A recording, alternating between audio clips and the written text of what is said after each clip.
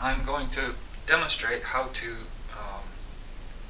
do self-treatment of the jaw and neck muscles for people who have MS or who also have been diagnosed with TMJ, as they say in English. In Norwegian we say TMD, temporal mandibular dysfunction. I've also been diagnosed with neck injury.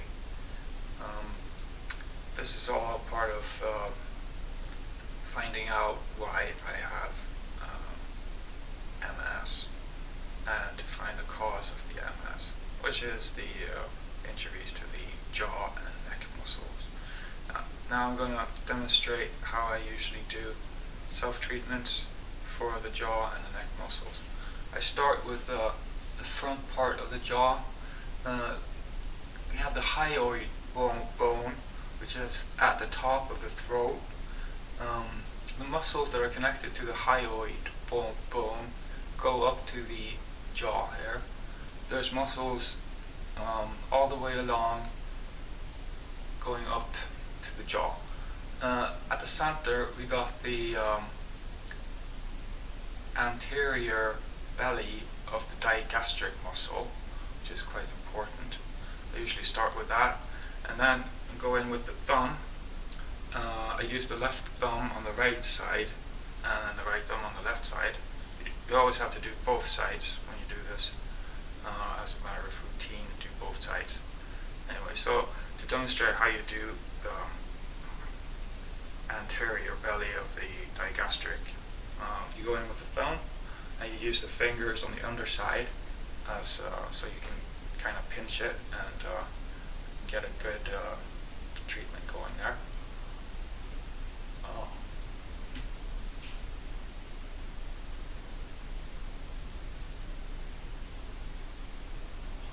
So usually I do 2 times 4 of just pressing the muscles like that, and then you focus on the parts of the muscle that are painful and tense, and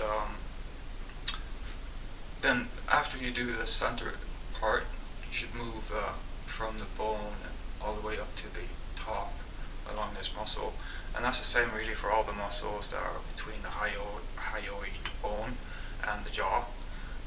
But remember to also move outwards to the side here, to the muscles that go from the hyoid bone and up to the corner of the jaw here.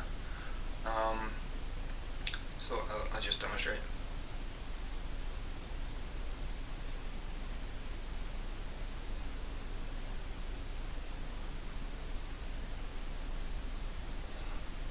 Now, the posterior belly of the digastric muscle goes from the hyoid bone and up to the bottom of the skull. It goes past the angle here on the jaw, the corner of the jaw.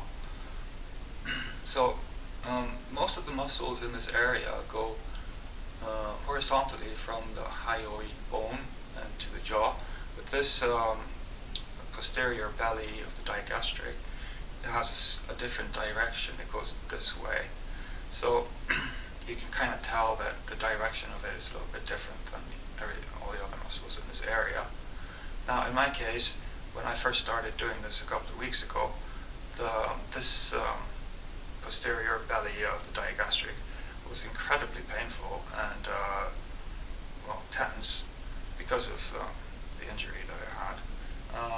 So you do the same thing with the thumb. You go in, you push, and you can use the fingers on the outside so you get it pinched, but also just use the thumb, dig it down so you stretch it really well, and that's going to give you a good effect. So I usually do these things as a routine a couple of times a day. It's good if I can do it like 6 times a day. That'd be great. Don't always have the time for that though. So do it as much as you can. Also, at the top of the, just where these muscles connect at the bottom of the jaw, if you go in, I have like a lot of little lumps just above where they connect to the jaw. Those are trigger points. So what you want to do is the same thing as I just described. You push with the thumb, and you have the fingers on the outside, so you can pinch, and you push down with the thumb also just to stretch those muscles, and that's going to help fix the problem. So this is very important. If you have tension in this area, it actually pulls the whole jaw down, but because the jaw is connected to the skull, it also pulls the skull down, and so it's very important to do this, and it has a very good effect if you have this type of injury. Now, moving on to the next point I usually do every day, I treat the tongue, because a lot of tension gets stored in the tongue because of all the tension in the digastric and the surrounding area here. It's the same kind of thinking. You use the thumb, you go back to the root of the tongue all the way to the back, and you just push down. You do the same thing 2 times 4, and yeah, it helps reduce the tension.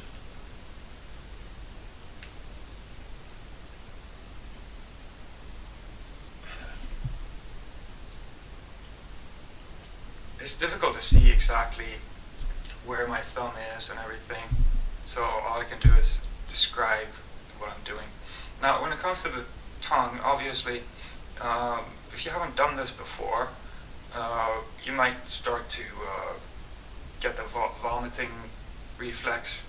So if you get that vomiting reflex, just stop, relax, take a break. You don't want to throw up. And if you start feeling that thing, just instead of throwing up, try coughing. It tends to relieve that reflex.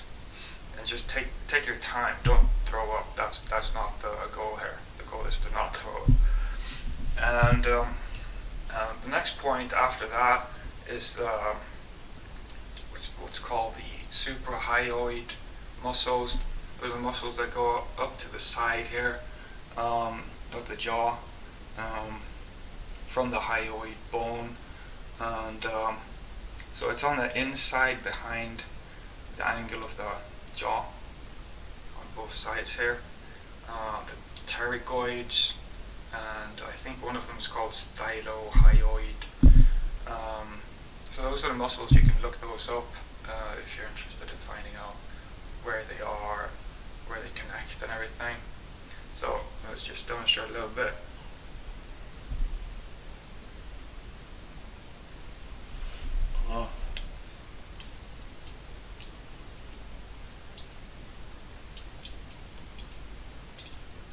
So you just go up here.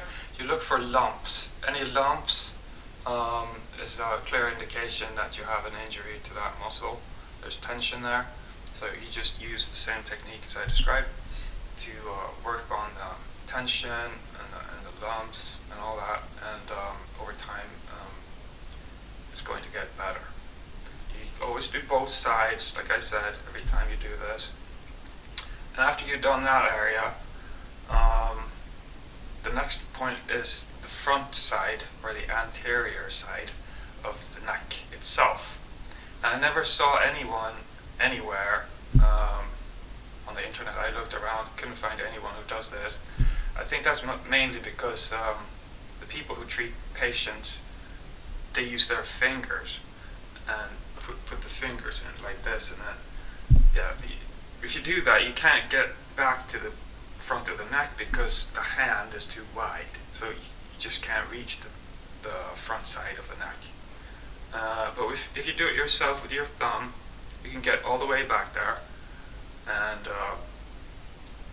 in the start, it's the same thing as with the tongue. You might get a little bit of vomiting reflex going, but just take your time, you're not supposed to be throwing up. That's not a good thing. So just take your time. Don't throw up. Anyway, so with the jaw and the side here, I always use the left thumb on the right side and the right thumb on the left side. But with the neck, it's different than you do the left thumb on the left side and the right thumb on the right side. So it's the opposite. Anyway, let me just demonstrate. We go all the way back and then up to the top.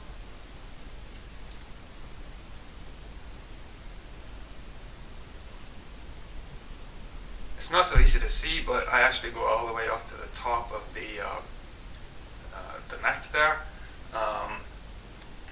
and start treating at the outside and move in. There's a couple of muscles that are connected to the bottom of the skull, and they go out to the side about down to the third neck vertebrae, or the fourth one, I don't know exactly how far.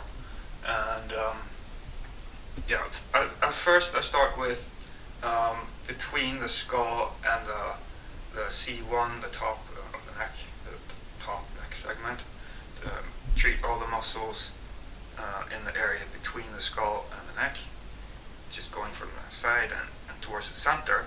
And then the other side, same thing.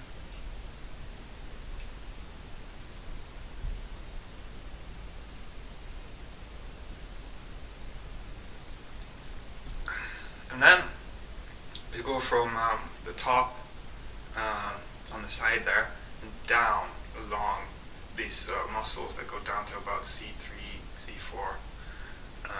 Just go through those muscles all along their length.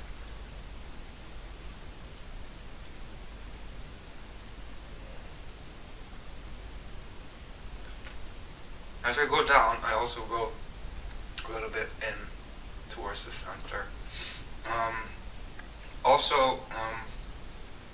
I had at the top on the right side, very painful between the C1 and the skull. So I had to, that's all the way out to the side on the right side. So I had to work with that for a good while to relieve the pain there, the extreme tension. On the right side, it was different. It was between the C1 and C2. It was really painful, very tense. The same thing. It took some time to relieve that and solve the problem. Also, in the area between C3 and C4 on the right side, there was very painful. It's a small muscle, but very tense and very painful. And you can tell at the center that the C3 was kind of skewed. It was misaligned. So because of this tension here out to the side. And then the final thing is the posterior belly of the digastric. Like I said, goes all the way up to the top, to the bottom of the skull. It's the one that comes out here to the hyoid bone that I talked about. So you can access that from doing the when you treat the top of the neck from the front side. And to find it, you have to move a little bit forward. When you're at the front of the neck with your thumb, you got to move forward along the side, past this muscle that goes there. I don't know exactly which one it is, but you go past that one. Right behind there is the posterior belly of the digastric. And then you just push, you can feel the tension if there is tension, and push kind of out to the side, just chase the pain and treat it with the thumb. On the right side, I could feel the backside of the hyoid bone, because it has two sharp bone pieces sticking backwards, and they're supposed to be horizontal, but because of the tension, it was all the way up, almost a bit to the bottom of the skull on the right side, because that's where I had most of the tension. On the left side, I couldn't find it at all, so it wasn't elevated that much on that side. After like a couple of weeks, 3 weeks maybe, it seems to have normalized. I can't even find it anymore. So it just shows that this simple kind of treatment actually works. And yes, this is the whole reason why I've been sick with multiple sclerosis. Of course, that sounds unbelievable to most people, but it's still true. So just try these techniques yourself. It's a bit of a learning curve, I guess. You have to get used to it and get familiar with the muscle. Study some anatomy so you understand things better. You can identify the painful muscles and all that stuff. Good luck.